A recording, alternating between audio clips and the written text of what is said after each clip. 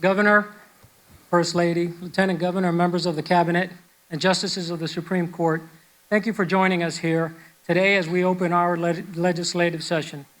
It is an honor to stand here, not just at the start of a new session, but at the beginning of a new decade, a decade which is vastly different than that our leaders faced at the start of the last. As lawmakers came together to open the session in 2010, they did so in the throes of the Great Recession. The financial and housing markets had collapsed, and unemployment was reaching crippling levels. State leaders all across the country were faced with the difficult task of choosing a way forward. States like Florida that made the difficult budget and regulatory decisions enjoyed a full recovery, and many, like Florida, enjoy an economy that is better and stronger than the one we had before the recession. Those states that chose to tax and spend their way out are still looking for answers, and some of them now have the additional problem of dealing with the mass exoduses from their states.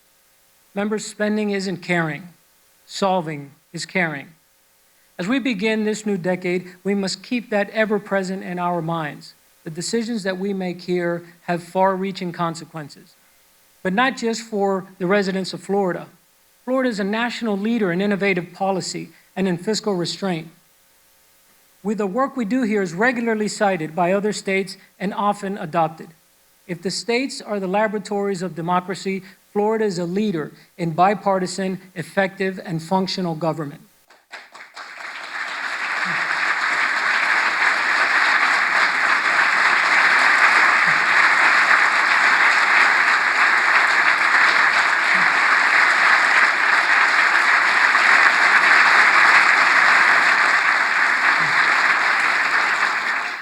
Last year alone, we passed transformational healthcare and education policy, which is already being discussed in legislatures around the country.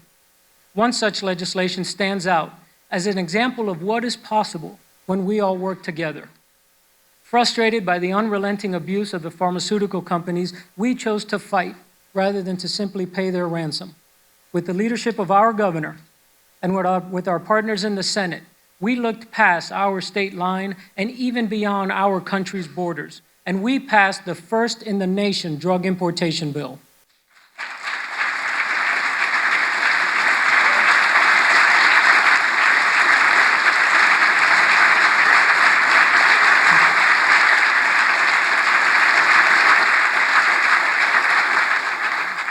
Since the conclusion of session, our governor has worked tirelessly with the president to force action. Against all odds, the FDA was forced to act. Few issues have attracted the mass special interest opposition our drug importation bill attracted. Big Pharma hired every firm in town, it seemed, and they flooded the airwaves with false claims aimed at frightening our citizens. But still, we did not flinch.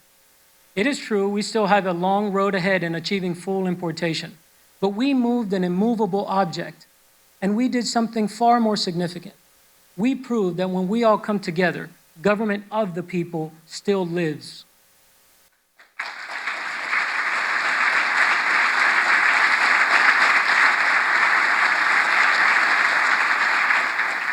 So as we turn our attention forward, we still face many challenges.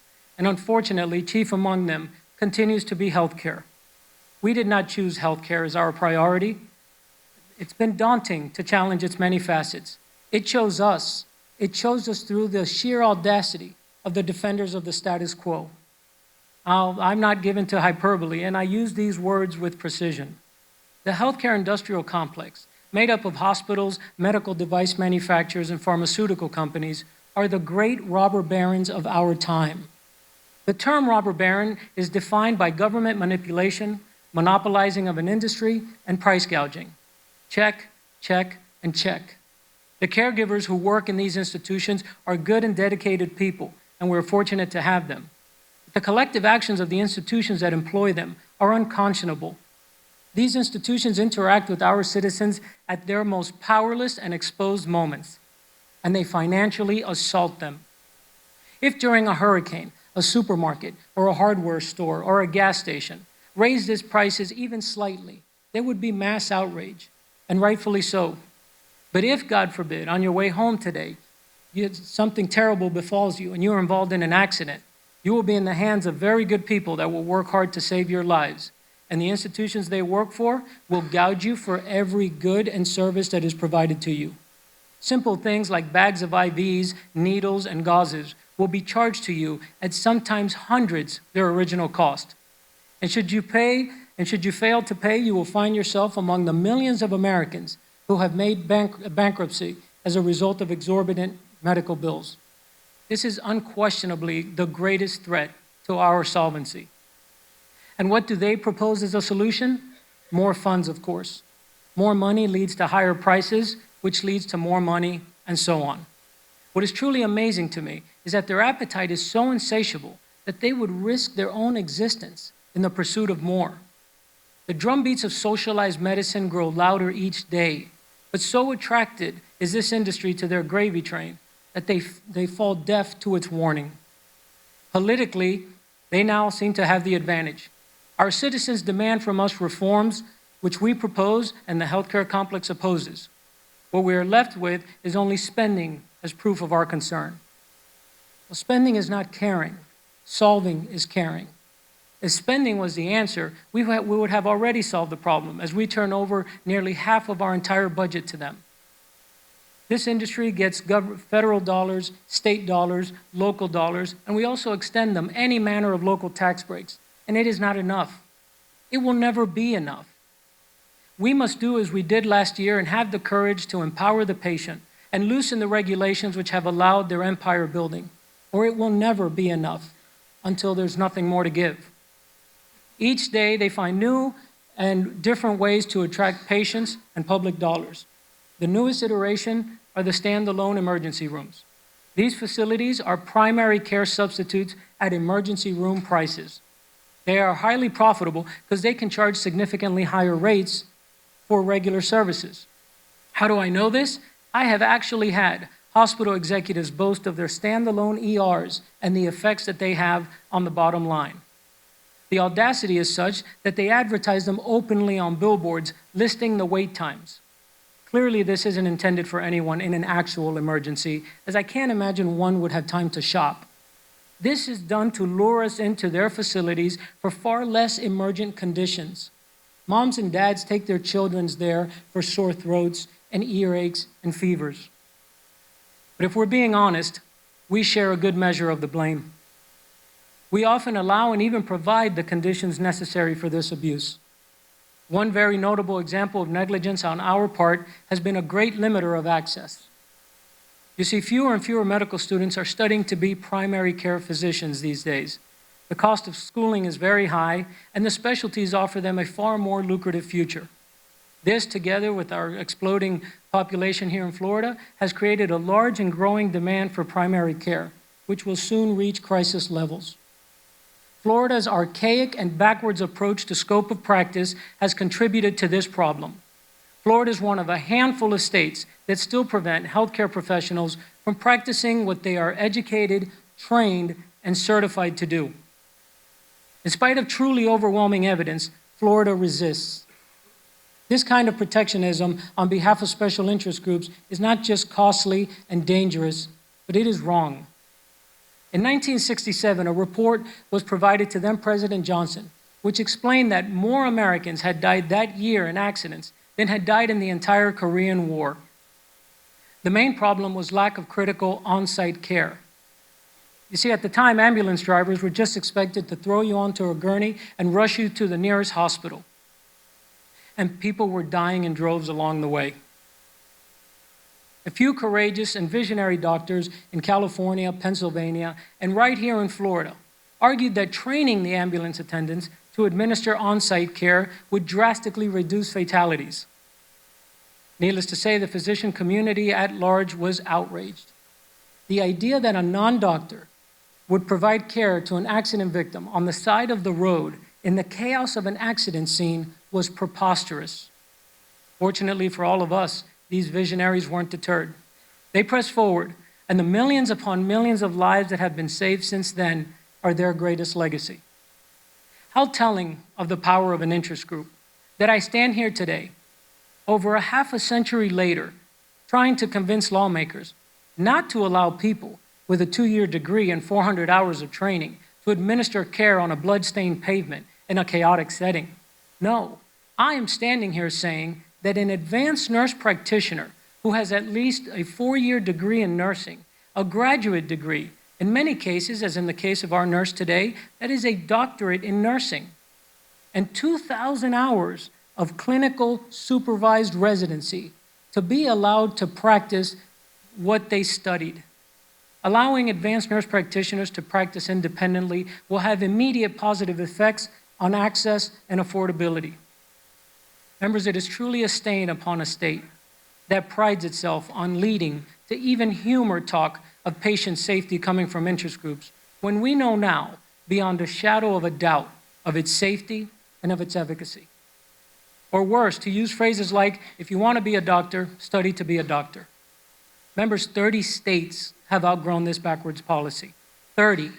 It is high time we allow healthcare professionals to practice to the extent of their training.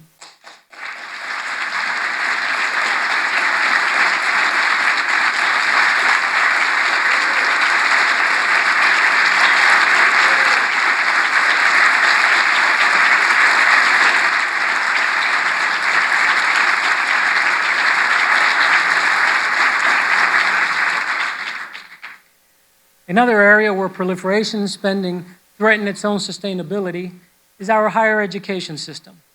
We all proudly boast of having the best public university system, but as Tom Sowell often likes to ask, compared to what? Compared to a system that would be sustainable and that would not put our children in debt at the very beginning of our lives? I don't think that that's what we compare it to, because there doesn't seem to be families who find themselves in these situations. It means being the best that we can be at deciding whether to separate a family or to help them remain together. To these ends, we have partnered with Florida State University, and with the commitment of President Thrasher, we will become national leaders in gathering, studying, and developing best practices for our child welfare system. We thank you, President Thrasher.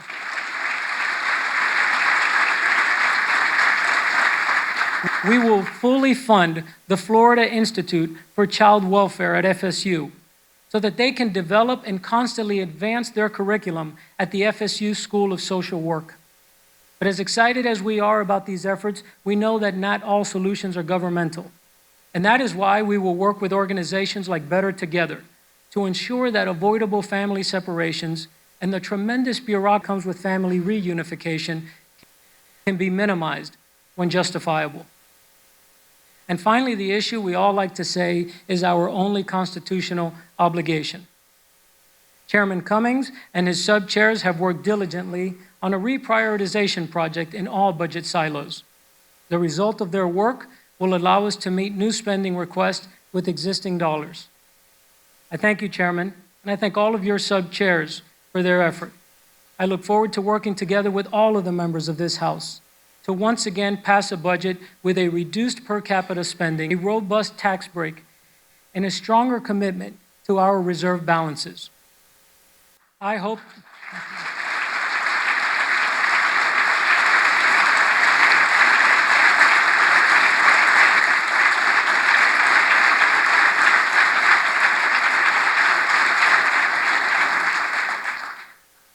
this decade does not bring the kind of economic turmoil that the last one did.